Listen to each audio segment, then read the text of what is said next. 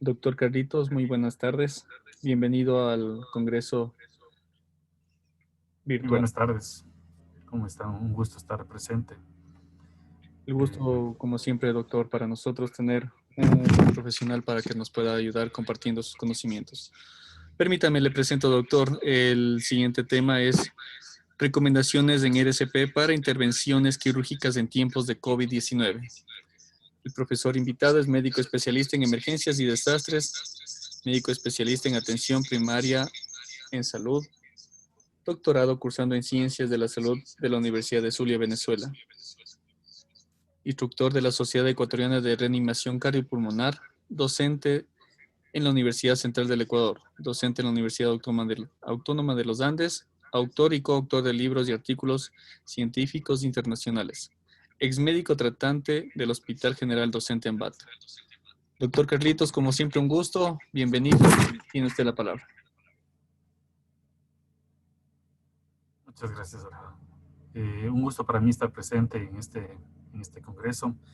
Eh, bueno, la expectativa es que podamos tener una idea clara de lo que es las recomendaciones que se están dando en RCP para lo que es el área quirúrgica. Como ustedes conocen, en este momento nosotros estamos enfrentando ya una grave situación en pandemia que está provocando eh, muchos problemas, mucha gente se ha perdido, grandes profesionales se han ido de nuestra cotidianidad en la vida.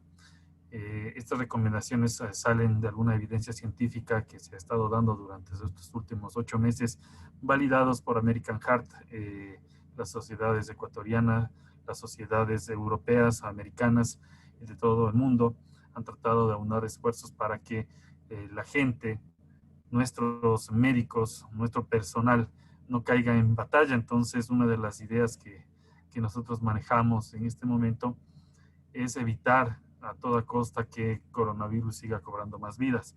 Por lo que en este momento vamos a hablar un poco de lo que es el coronavirus aplicado al área quirúrgica. Muy bien, vamos a ver. Una de las ideas que quiero que queden claras es que nosotros debemos unir esfuerzos para tratar de aliviar esta pandemia y no desmayar con las graves irregularidades que se están dando en la política de manejo de esta pandemia en nuestro país y haciendo de lado a la población y a la gente de salud que nos encontramos en primera línea. Pues bien, eh, vamos a hacer un poquito de acuerdo de lo que es la reanimación cardiopulmonar, el soporte vital.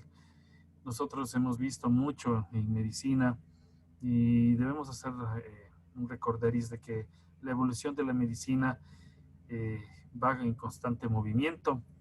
Cada uno de nosotros, me imagino que en el área de salud hemos visto cambios en estos últimos años en los que se han aplicado nuevas tecnologías.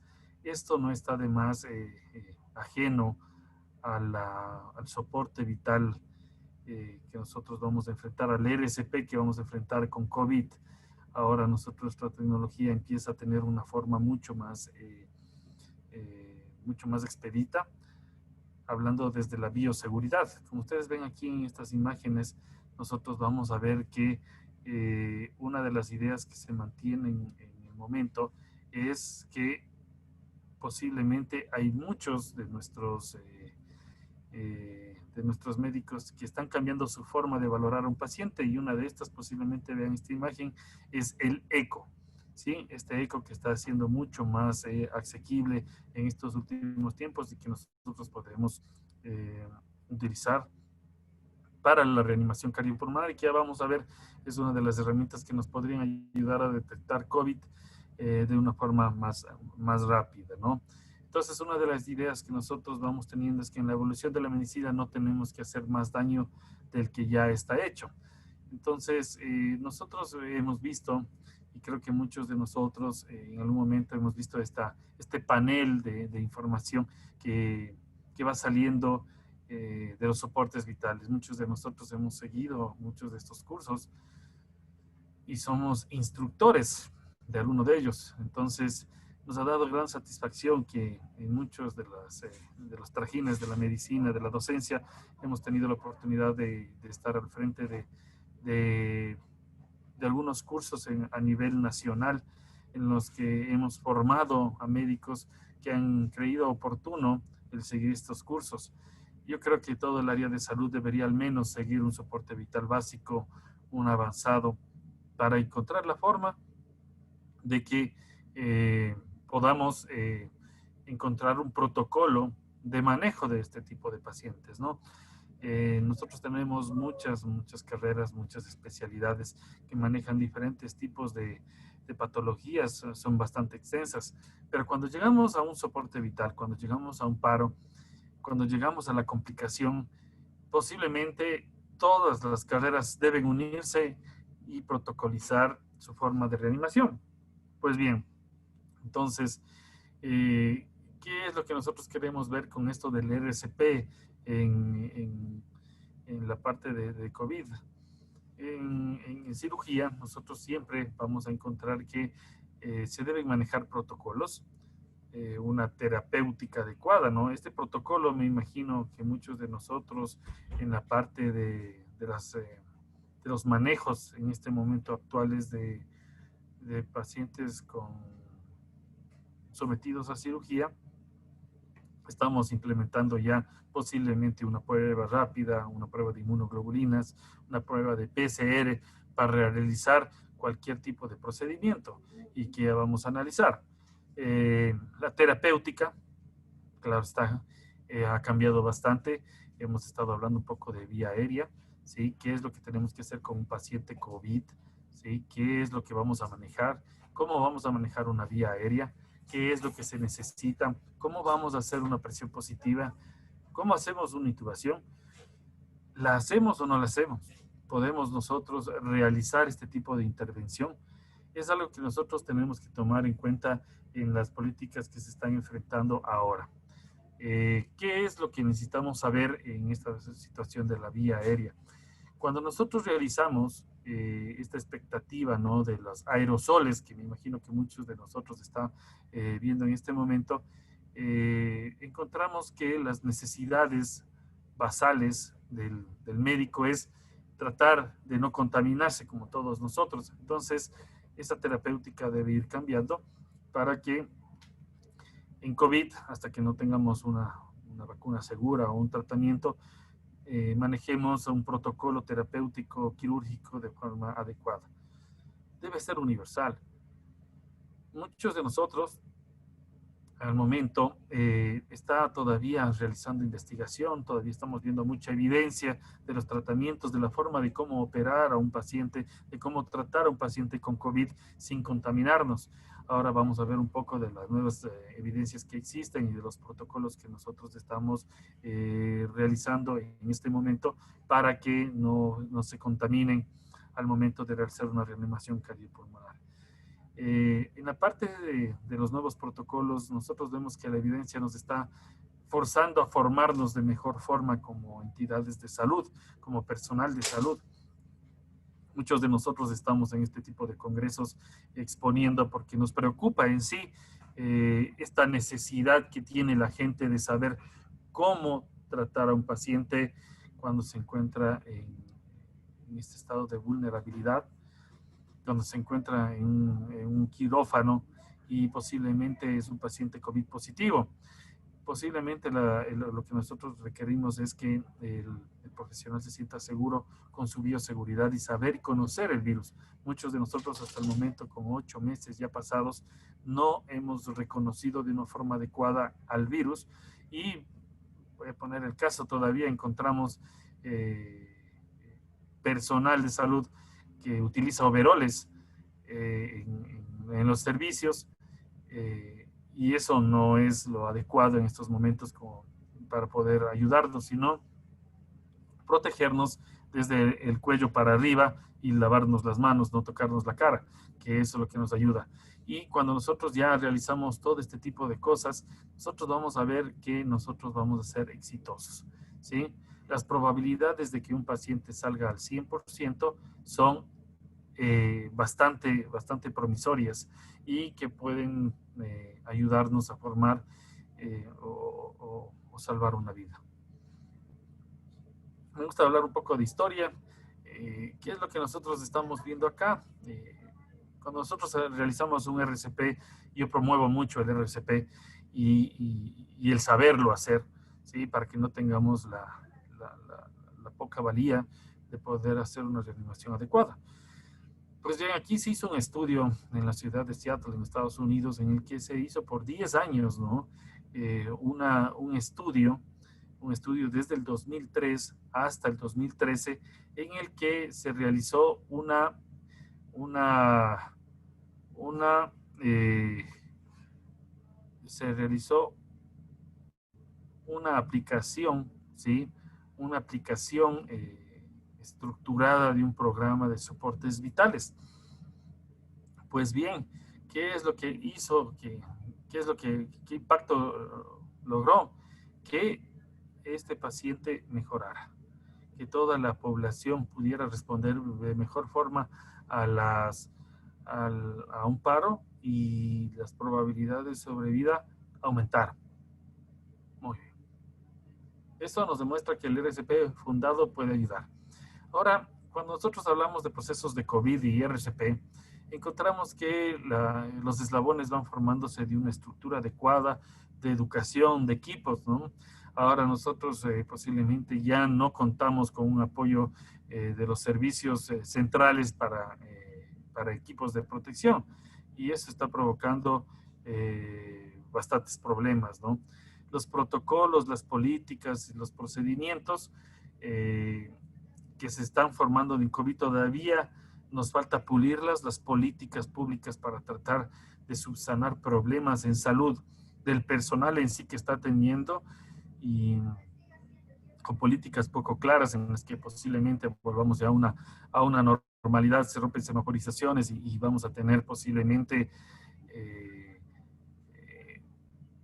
nuevamente la convivencia entre todos nosotros. Posiblemente el sector de salud va a ser el más golpeado y lastimosamente las cosas se vayan perdiendo, ¿sí? En los programas que se vayan formando nuevamente, en las capacitaciones, la organización, la cultura, el sistema en sí debe funcionar ya de esta forma. Los nuevos estudios nos dicen que estas cepas de COVID van mutando y estamos con nuevas evidencias de reinfecciones con nuevas cepas. Entonces tenemos que tener un cuidado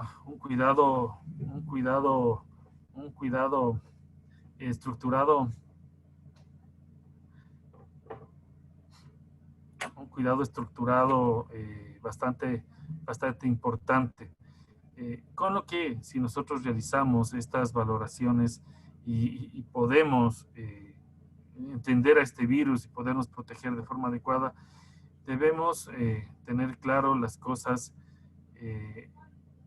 importantes que vamos a resolver. La satisfacción, la calidad y la seguridad del paciente y la evolución cuando un paciente es quirúrgico, ¿no?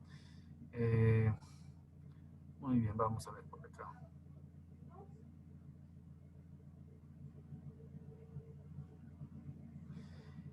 Ahora los protocolos se van ordenando de una forma adecuada. Vean ustedes aquí. ¿Sí? Nosotros vemos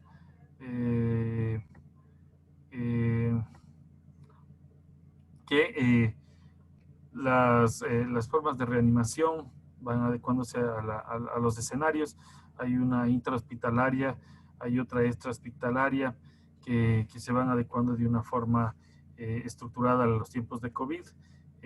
¿Cuáles son los aspectos claves que nosotros vamos a tener en la formación de nuestros nuevos cirujanos, de nuestro personal en quirófano? Es que se deben realizar aspectos claves y principales en los relacionados a los cambios que se van a dar por RCP al momento de que nosotros realizamos una reanimación con paciente COVID. ¿Qué es lo que vamos a ver aquí? Van a tener que formarse con estrategias didácticas, vamos a tener que formarnos con medios TICs, vamos a tener que volver a hacer una parte de proactividad en lo que es códigos de activación en quirófano, en el que vamos a tener que conversar un poco más vamos con el anestesiólogo, con los ayudantes y saber qué vamos qué procedimientos vamos a realizar. Esto se conoce como debriefing. ¿Cuántos de nosotros deberíamos por lo menos conversar y tener en claro una situación que que nuestra estructura va a cambiar completamente? Nosotros vamos a tener que cambiar con las nuevas tecnologías, con los nuevos protocolos y los nuevos programas de bioseguridad con las EPP, en las que vamos a tener que buscar lo mejor para nuestro paciente. Aquí nosotros vamos a encontrar lo de los entornos controlados. Posiblemente este sea el mejor escenario que ustedes van a tener en lo que es los protocolos de reanimación que se van a dar en quirófano, ¿no? Posiblemente nosotros vamos a tener que saber manejar de forma adecuada la vía aérea, ¿sí? Y posiblemente quedó atrás el no utilizar mascarilla, ¿sí? Esto lo que nos va a ayudar a nosotros es a formarnos como personal de salud adecuado, ¿no? Ahora también se les puso esta imagen para hacerles acuerdo que los niños también son bastante contagiosos. Y una de las utilidades que nosotros vamos a tener en estas nuevas tendencias es la ecografía. Estas ecografías posiblemente nos puedan ayudar con un simple vistazo a la pared torácica, ver o encontrar siluetas que vayan compatibles con COVID, y esto nos puede ayudar a dar una mejor idea del manejo que nosotros vamos a tener. ¿Qué es lo que están buscando los soportes vitales? En este momento se están haciendo nuevas evidencias en la búsqueda de un RCP adecuado en quirófano, en la que se van a destacar los aspectos claves, ¿no? Buenas compresiones, una buena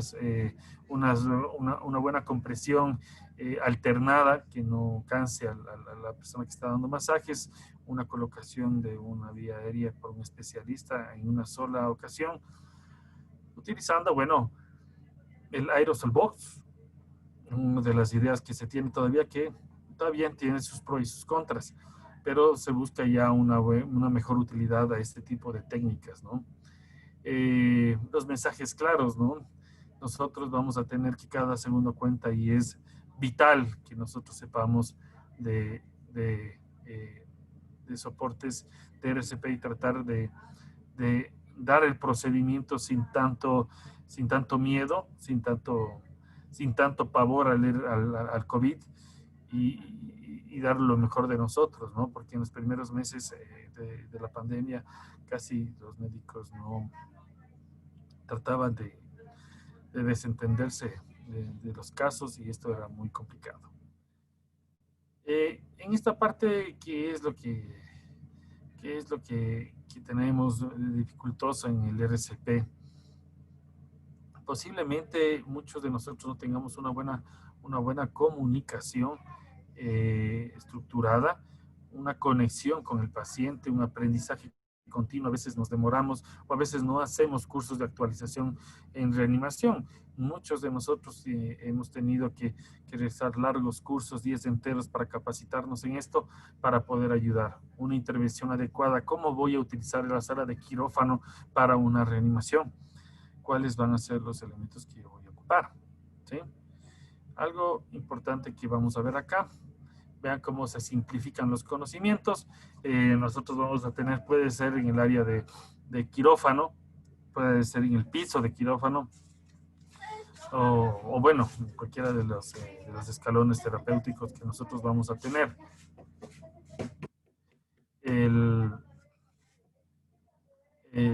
La idea es simplificar y hacer notar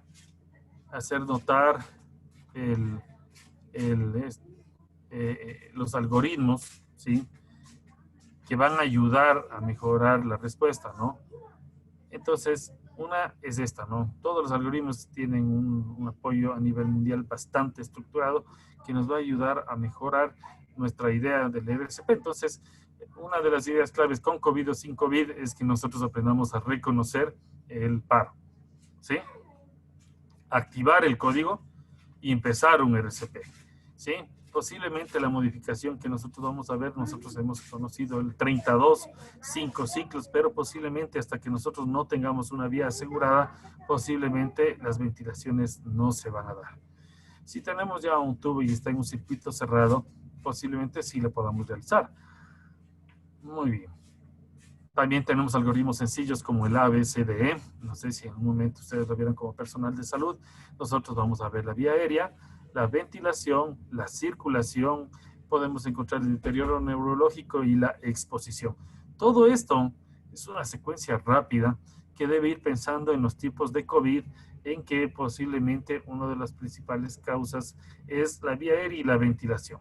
Un pulmón duro, un pulmón con neumonía, un pulmón consolidado, posiblemente sea un pulmón duro, completamente duro de manejar y que requiere de una mejor intervención, posiblemente ya directamente con ventilación, si es que se puede realizar, y tener todas las protecciones necesarias para un aseguramiento de la vía, más un BM posiblemente a alto flujo para tratar de ayudar a expandir ese tórax y lo que le pueda ayudar, ¿no?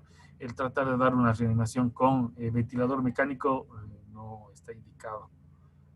Muy bien. Entonces, ¿qué podrían tenerse en las tomas de decisiones, no? El uso del RCP, la revisión, ¿no? Siempre las puntuaciones pronósticas que se van dando en COVID y mantener estándares de calidad. Muchos de nosotros, posiblemente en estos estándares de calidad, ¿cuántos de nosotros hemos realizado soportes vitales básicos en un lugar que tenga la capacidad de poder brindarles a ustedes un desarrollo adecuado del curso, ¿no? En el que ustedes tengan maniquís de última tecnología, sepan cómo comprimir, sepan cómo realizarlo. Entonces, posiblemente lo que vamos a necesitar en este sentido es que cada uno de ustedes se capacite de una forma adecuada con soportes vitales.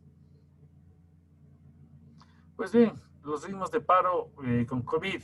¿Cuáles son las recomendaciones en este momento? Como ustedes ven aquí, sí, se hizo una modificación completamente a nuestros algoritmos en los que nosotros vamos a tener que posiblemente vamos a tener que limitar un poco el personal para tener una escena segura y vamos a tener que tener prendas de protección. Posiblemente en este BLS no está indicado, ¿sí?, el utilizar las ventilaciones, los 32 solo se quedarían en 30, o vamos a hacer compresiones de seguido de 100 a 120. El paciente que entra en el piso, pongamos en paro, nosotros tenemos que posiblemente utilizar un BAC o utilizar una mascarilla para evitar que el aerosol se propague. Reanimador con mascarilla, reanimado con mascarilla, un ambiente controlado, un ambiente con circulación de aire. Nosotros posiblemente con nuestras gafas protectoras o nuestro protector facial o un Emi-Face y una Total Face serían las recomendaciones que se pueden dar, ¿no? Yo recomendaría ya tener de por sí como personal de salud, tener la Total Face como una de las ideas para poder manejar. Es un poco difícil mantenerse horas enteras con este tipo de protección, pero se puede hacer, ¿no? Algo que siempre nosotros vamos a tener y que vamos a adecuarnos, ¿no? Miren aquí, ¿no? Nosotros vamos a tener aquí que se van a hacer compresiones, ¿sí?, continuas, y usando una máscara facial, ¿sí? Aunque sea una quirúrgica, la vamos a poner al paciente y vamos a tratar de reducir el aerosol completamente para poder no ser contaminados, ¿no? En este sentido, ¿cuáles son los puntos claves en el RCP en cirugía? Vean ustedes acá, ¿no? Aquí nosotros vamos a encontrar, ¿no?, vamos a ver algo interesante.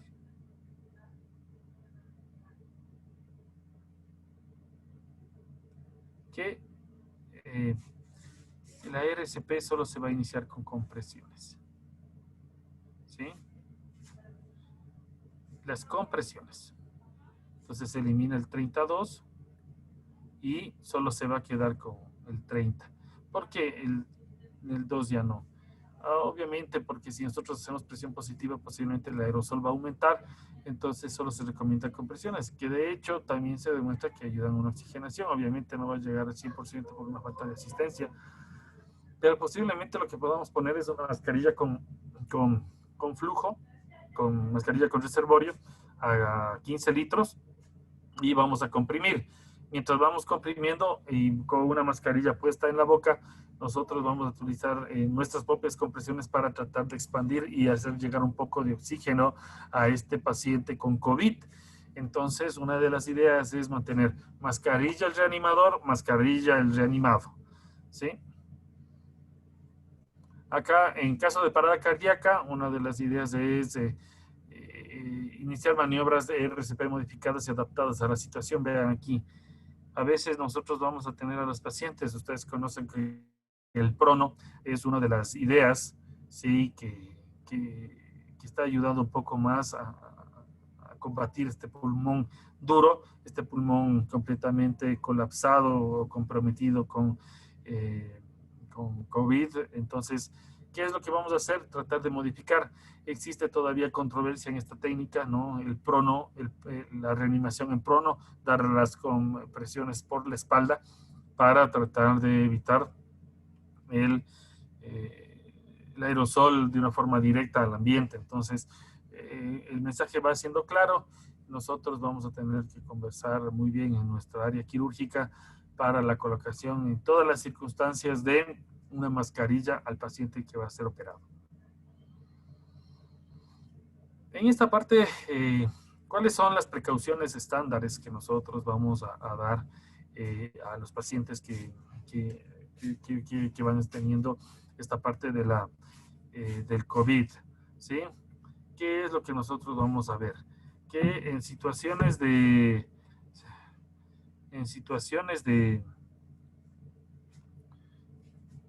pacientes con COVID, ¿cómo vamos a tener las precauciones estándares? Obviamente, ¿cuál es una de las primeras, no?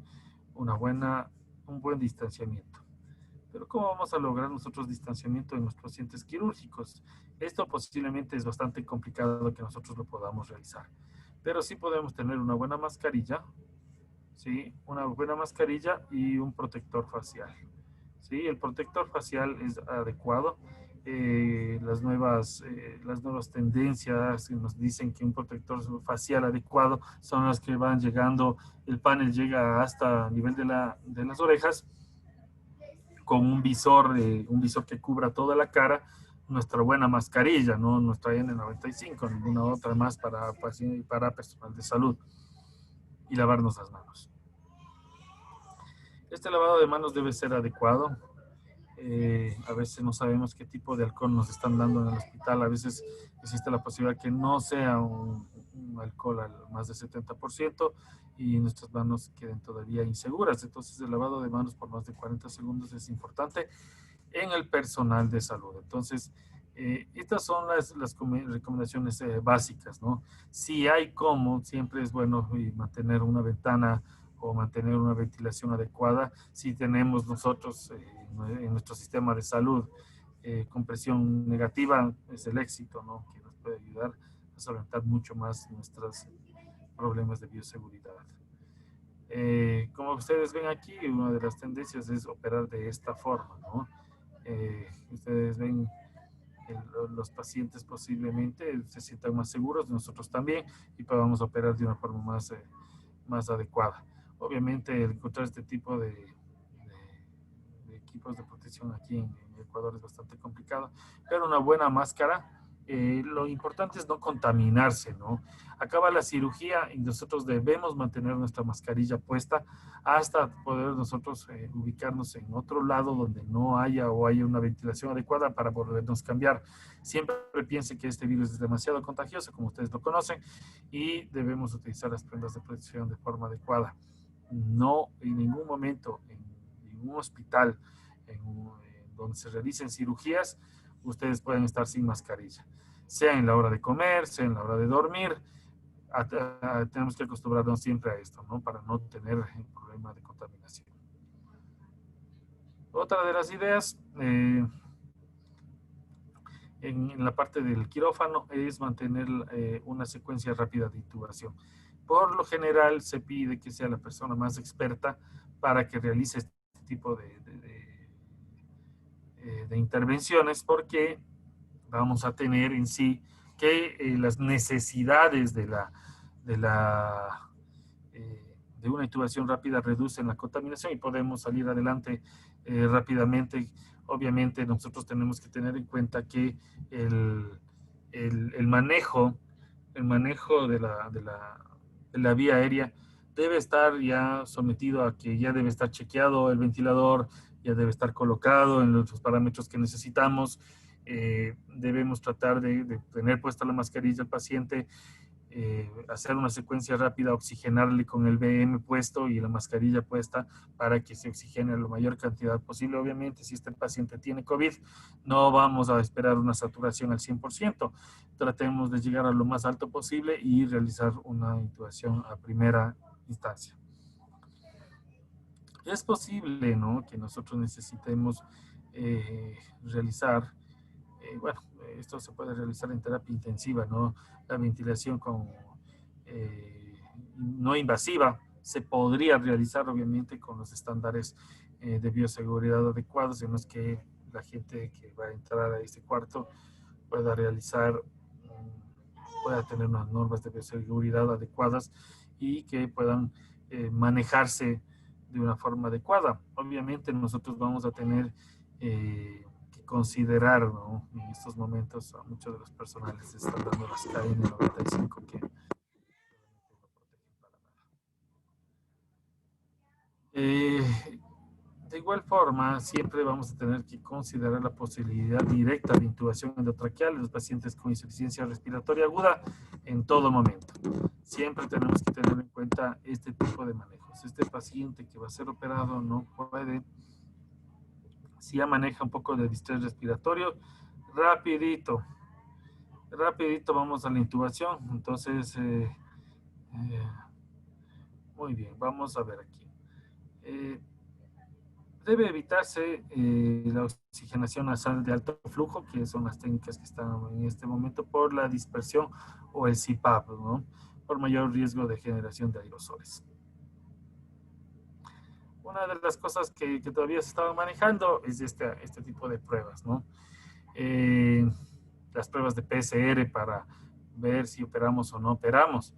Pero si sale positiva, había la idea de continuar, ¿no?, con PCR negativo, ¿no?, y saldríamos con la idea de operar.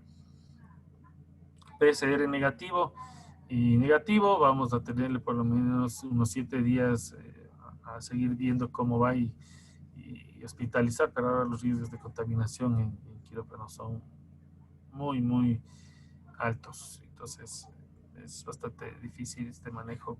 PCR positivo, posponer la cirugía. Ahora, ¿estas pruebas sirven o no sirven?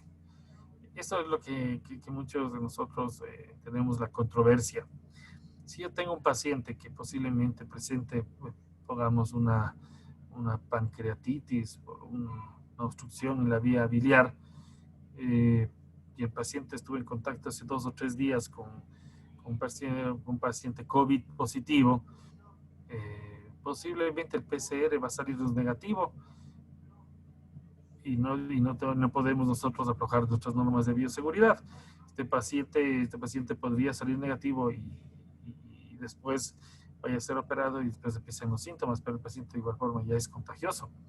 Entonces, en estos tiempos, ahora ya no se puede decir que este paciente se encuentra limpio o no.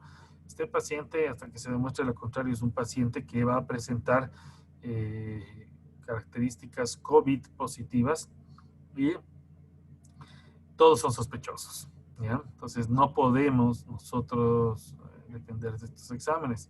Tenemos primero que nosotros tener unas normas de protección adecuadas con una bioseguridad adecuada.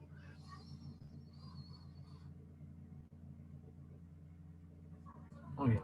En la parte de situaciones quirúrgicas, ¿qué es lo que nosotros vamos a ver aquí? Hay características en los tipos de pacientes, ¿no?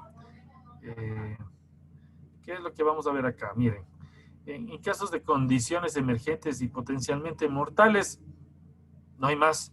tiene que entrar el cirujano a operar y tratar de salvarle la vida al paciente. Así nosotros no tengamos las pruebas, este paciente es considerado COVID y tenemos que tener todas las normas de bioseguridad adecuadas. De igual forma, nosotros vamos a tener que asumir en todo paciente que es COVID positivo, ¿ya? Para tener una seguridad adecuada. En esta parte de la dinámica de equipo, a ver, aquí tenemos que hablar un poquito, ¿no? La clave esencial de una reanimación exitosa es esta. Como ustedes se habrán dado cuenta, posiblemente en Ecuador debemos estar llegando ya aproximadamente a unos 100.000 a 200.000 pacientes contagiados de COVID, muy aparte de las estadísticas que se manejan a nivel político, gubernamental. Y las pruebas están a la orden del día. Muchos de ustedes están viendo esta evidencia, un recrudecimiento de los pacientes contaminados que ya no van a las instituciones de salud porque le tienen miedo ya, porque se está viendo cómo salen las cajas. Entonces la gente ya no está yendo a esos lugares, pero la gente se está contaminando de una forma brutal en nuestra sociedad. Entonces, aproximadamente debemos estar llegando ya a este número. Entonces, en la dinámica de equipo, si este paciente, ustedes de hecho, cuando sean una dinámica de equipo en la parte de quirófano, debemos saber cómo actuar cuando llega un paro, porque a veces existe la posibilidad de que el paciente sea sospechoso COVID y ahora ¿qué hacemos? ¿Le doy o no le doy reanimación?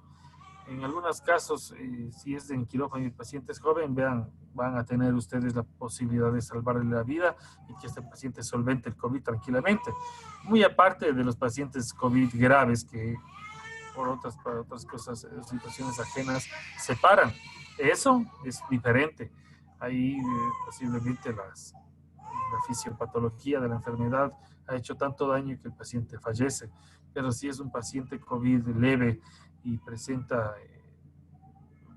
una apendicitis, lo que sea, ustedes operan y se para, nosotros tenemos que actuar. Entonces, una de las recomendaciones que se hace en este momento es que el equipo, el team quirúrgico, converse y sepa qué es lo que tienen que hacer. ¿Quién inicia compresiones? ¿Quién va a vía aérea? Si el anestesiólogo puede manejar la vía aérea, me imagino que sí. Va a tener que actuar en la parte de ventilación, porque ya un anestesiólogo no puede ir a una operación sin su mascarilla, sin su total face. Me imagino que eso es algo que va de la lógica de estos tiempos de pandemia. Entonces, ¿quién va a la compresión? ¿Cómo se va a hacer? ¿Quién va a ser el líder de la compresión del RCP? Se da importancia al buen manejo de la vía aérea. Vamos a dar adrenalina, desfibrilamos, cardiovertimos o vamos a manejar el marcapasos. Entonces, estas son situaciones que van embarcando a nuestra nueva dinámica de equipo, ¿sí? Todos deben estar asignados funciones y estas son cosas que llegan a pasar. Ustedes deben tener en cuenta que de ahora en adelante posiblemente vamos a tener que vivir con esta enfermedad y que va a pasar mucho tiempo hasta que todavía nosotros lleguemos a tener una solución a este problema. Entonces, ahora cada uno de ustedes va a tener que manejar una dinámica eficaz, ¿sí? Van a tener que practicar esto porque posiblemente vamos a tener ya pacientes ya hace largo tiempo que son COVID y que presentan patologías que pueden ser bastante difícil manejo, sobre todo en la parte de la ventilación y el paciente podría complicarse. Entonces debemos tener en cuenta esta situación. Muy bien, entonces aquí vamos a encontrar de igual forma, ¿no? El manejo de las compresiones, sobre todo en la parte, ¿no? Limitar el personal que va a actuar, sobre todo en el piso. Considerar cuando una resucitación es adecuada, ¿sí? Nosotros vamos a tener aquí siempre considerar si nosotros no sabemos manejar de forma adecuada la vía aérea, no hemos puesto un tubo endotraqueal, pues entonces voy a utilizar una máscara laringe y le voy a inflar el back.